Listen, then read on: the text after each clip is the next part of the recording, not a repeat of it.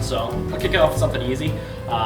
It's something I kind of tweaked as take on Mantis shrimp, which is a very common pattern from aquaculture. This is a size 4. It's just a Mustad S71. Nothing too fancy. It's mostly a bonefish fly for me. My bonefish flies, I don't like to cheap out on hooks, but I'm not as picky about my hooks as long as it's a half-decent saltwater hook with a good point. It's going to hold for just about any fish that you tie into. For permanent tarpon, I'm a little bit more picky, and so I'll dive into the hooks a little bit more with them. But yeah, it's just a fairly inexpensive saltwater standard chain bonefish hook here. Start off with some bead chain eyes. I find bead chain, if you're talking about bonefish flies, is going to be your most common form of added weight to a fly. For me, bonefish are a pretty similar quarry no matter where you are, whether it be in the Caribbean on the Atlantic side of Florida, South Pacific. I've been fishing other places, but going from experience of very close friends and my own experience within the Caribbean, same flies tend to work just about anywhere you are. A lot of shrimp flies look very, very similar, but I think the most important thing is weight and size to a secondary extent, maybe a distant third would be color. Color just, you want some contrast to the bottom that you're fishing. Slight contrast, mind you, just fish can pick it up. But weight is really what's going to dictate if you're in the zone and presenting well to fish. If you imagine you're fishing, you're talking about flats fishing anything from ankle deep water up to chest deep water most of the time. Occasionally, maybe a little deeper. You're sight fishing for these fish, and if you're on a hard sand bottom or a coral bottom, it's a firm bottom. It doesn't really matter how heavy a fly you're fishing. If it sinks down to the bottom, it's still going to rest on top of the surface there. If you're fishing over, like, say, a soft marl bottom or a weedy bottom where there's some depth to it, a heavy fly, you cast to a fish, could sink and disappear into that muck before a fish ever gets to see it. So I'd always rather personally to fish a little light. This isn't necessarily limited to saltwater, but I always like to fish a little lighter than heavier, just so I know that fish can see it. Even though bonefish is considered by a lot of people to be a bottom-feeding fish, and while their mouths and eyes are sort of tuned to look down and scavenge the bottom, they can't see anything that's not visible at all. So being a little above them, it's not the worst thing in the world. As such, my most commonly used form of weight is bead chain, just because it is a fairly light, neutral option. It's not going to bury or fly. I'll even carry a few weightless options for that super skinny water, that ankle deep stuff. And the other point is the presentation. If you're fishing something that's really heavy, it could be causing a big splash. And if a fish is in fairly skinny water and you don't have a lot of chop to disguise the sand of it landing, it could be spooking a lot of fish. So I tend to err on the lighter side. The carry options is really the big thing. So this is nothing fancy. It's just 70 meter UTC thread, sort of a wood duck. I don't go super heavy with most of my tying threads for the salt. A lot of people, I think, psych themselves into thinking that they need to because you have big fish, powerful fish, and so obviously you must need a stronger thread. The materials that you're lashing down, these flies are pretty soft and malleable and easy to work with. You don't need to go with a very heavy thread most of the time. If you want to, there's no harm in it, but you don't need to blow money on gel spun or anything for most of these flies. To tie these things in, I'm going to tie them on the top side of the fly here, and just start usually with a few, I'll turn this so you can see if I can do this. So a few wraps in either direction, just sort of making an X over the top just to center them as I want them. And then to secure them further and stop them from twisting on the shank, I'm going to do is, if I can again sort of visualize this, go around the side, and then once around the shank, around the side, around the shank, around the side, around the shank, and I'll switch sides. So I'm pulling it one side toward the eye, the other side toward the eye, and the conflicting pressures should sort of steady things and balance themselves out. So flip this back to a side that I can see things. I say that you don't get stronger, but maybe I'm wrong. That was just the edge of these things. When you cut bead chain, the edge is usually pretty sharp.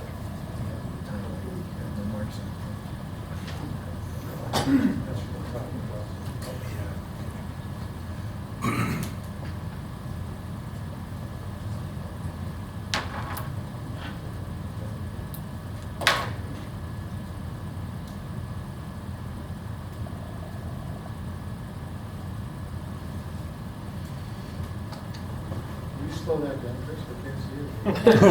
I can't see anything from that angle. Yes, you do. We're showing it in slow motion. Yeah, I think so. I'm also advertising private one-on-one instruction today you can pay for after the fact, where I'll show you everything up close at speed you can see. And also lay a thread base down here. This is something you should do, I would say, with any fly that you're tying, regardless of target species or pattern type. This gives you a better base to lay your materials on top of. It'll keep things from twisting and slipping on the smooth, polished shank of the hook. So just lay down it doesn't have to be a perfect thread base, but a rough thread base just to keep things in place.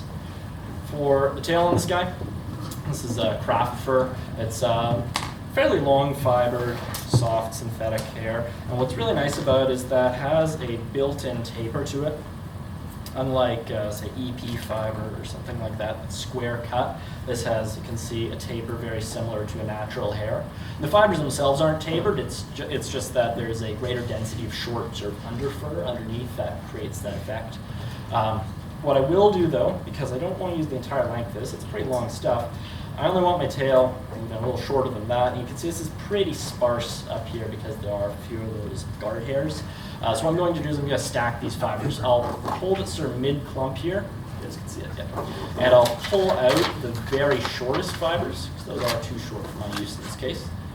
And then I'll hold the clump by the base, so I'm essentially grasping every fiber in the clump. Now with my other hand, I'll grab the very tips of the fiber, those longest hairs, pull them out of the stack, and then realign them with the shorter ones. So you can see the butt ends are greatly mismatched. And now I don't have such a long taper. I'm just stacking. A little lower, that's it. There we go. So yeah, I'm just stacking them to make a denser clump, shuffling those longest fibers down. You could also take out a much greater than needed clump and then just work with those mid-length fibers, pull out the longest, pull out the shortest. This gives you a little less waste. That's good for me. I don't want to stack these things square. If I did that, then I would have a almost too dense clump that wouldn't move as nicely in the water, and I'd lose that natural tape of that one. So that's about right for my needs. And this tail I want to tie a little longer than the shank. I want to go about 1.5 times the shank length. So I'll just eyeball that here.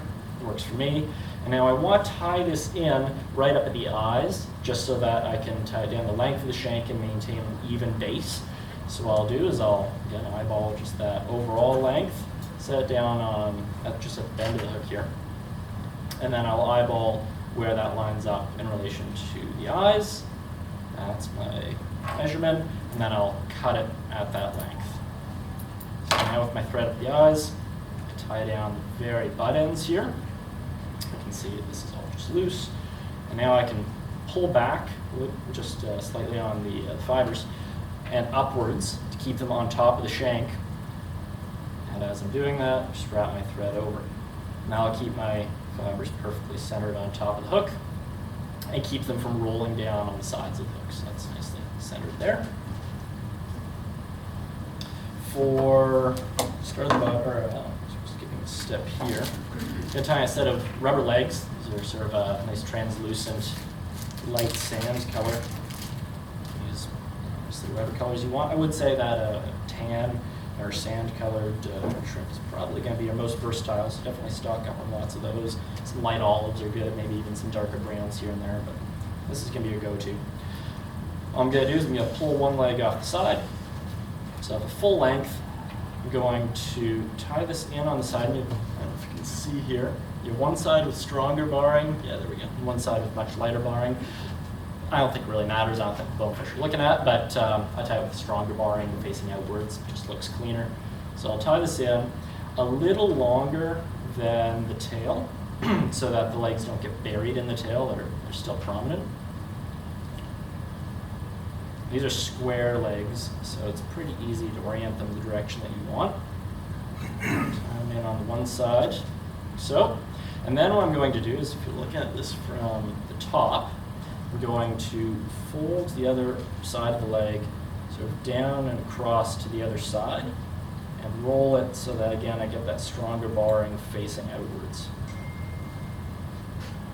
So then just take the scissors. I tied the first leg in the length I wanted it to be after is completed. And so I'll just sort of eyeball the lengths here. Let's see, first, there's our second.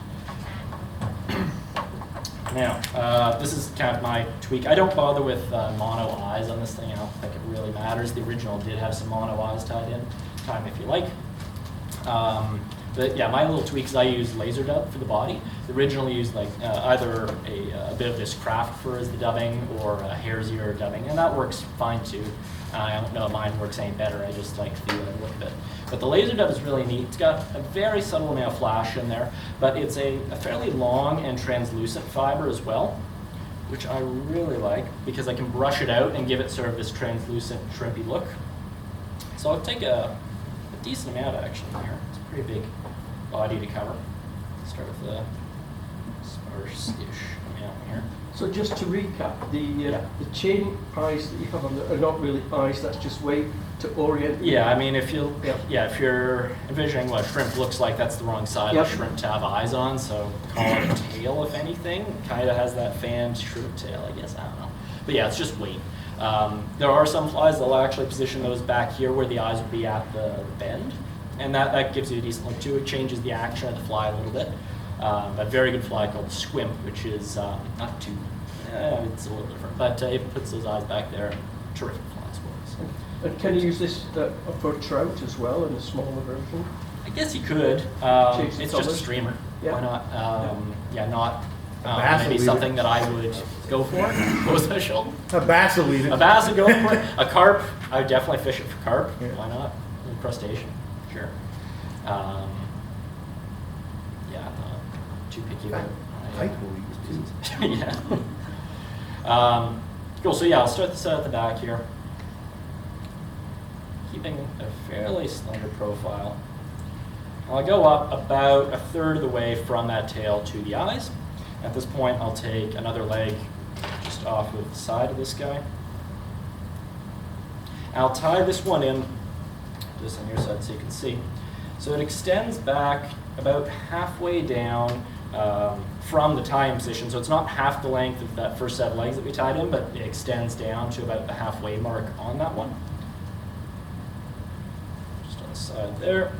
Like so. Now if you notice this happening, sometimes that'll happen where it flares outwards a little more than maybe you want. I don't know if that matters. It might even give the fly more action.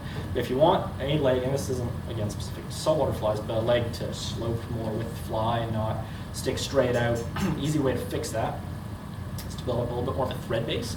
The reason it's doing that, if you think of, if you have sort of a divot or a gulch in your base, that leg's being pinched between it and it causes it to flare up. So what you can do is if you can raise your tie-in point to be more in line with whatever's behind it, really in this case, then it'll lay down flat. Because this rubber material isn't hollow like deer hair. It doesn't want to flare, it's just because it's being pinched like that. That happens. So you can either do that by piling on a bunch of thread wraps, or what you can do, I don't know if you want to call this cheating or not, but you can take a very slight bit of dubbing here, build up your tie-in point a little bit, and then a few wraps on top just to condense that dubbing, make a firm base, and then you've got a thicker tie-in point that's more in line with what's behind it. And you can tie your leg on top of that. So go back to this leg here. Push that out.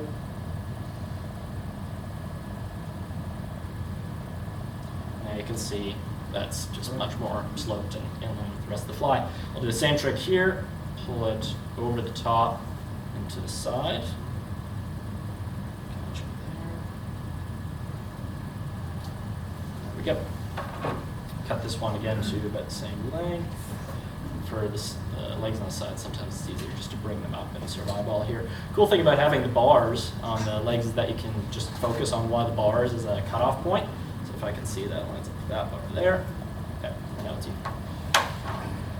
Go forward and just continue with the dubbing theme. Same kind of profile, keeping it fairly thin. Crazy with this stuff.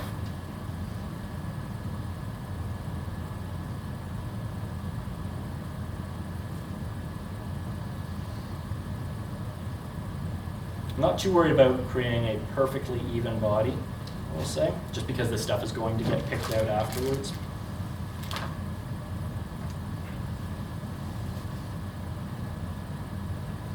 What I like about this fly too is that the more fish that you catch on it, the more it gets picked up and gets even more of that translucent look to it.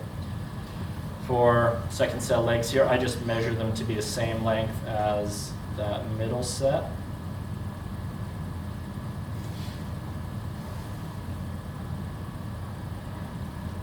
Here I'm not going to fuss too much about the angle that they're sitting on. What you can also do is put a few thread wraps in front, just sort of ease them back out, a little bit of dubbing to help push it back as well.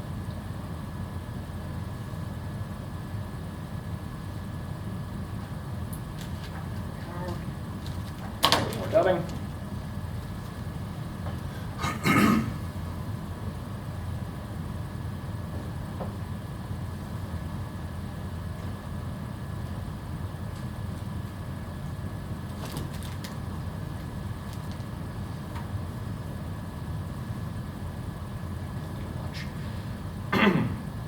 I'm looking at sloping it upwards slightly at this point, and then just adding enough dubbing to cover up the thread wraps between the eyes. So that's covered up there, that's covered up. Throw a whip finish up front.